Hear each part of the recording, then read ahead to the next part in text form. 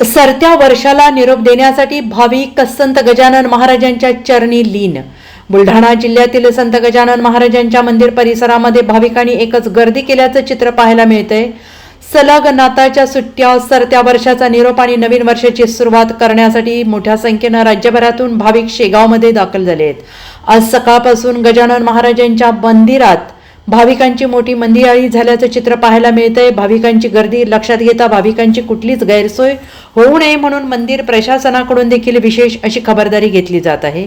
दरवर्षी देशभरातील लाखो भाविक सरत्या वर्षाला निरोप देत गजानन महाराजांच्या समाधीचं दर्शन घेऊन नवीन वर्षाला सुरुवात करत असतात। त्यामुळे आज 30 डिसेंबर आणि 31 डिसेंबर रोजी लाखोंच्या संख्येनं भाविक शेगाव येथे दाखल होतात। अशी गर्दी आता शहरात होऊ लागली आहे। नववर्षाच्या निमित्ताने शहरात पालख्या दाखल होताना दिसून येत आहेत।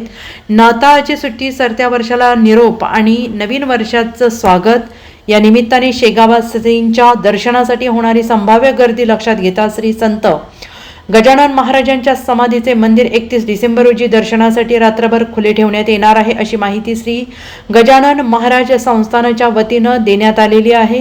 दरवर्षी नाताळच्या सुट्ट्या, चालू वर्षाला निरोप आणि नवीन वर्षाचं स्वागत करण्यासाठी या निमित्ताने श्रींच्या दर्शनासाठी शेगावात मोठ्या प्रमाणात भाविक येत असतात।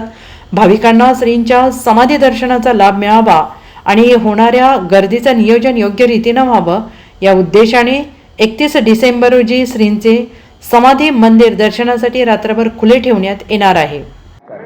नमस्कार, मी स्नेहा ठाकरे दळवी। आम्ही चांदूर बाजार जिल्हा अमरावतीवरून आलेलो आहोत। आम्ही दरवर्षी शेगावला येत असतो।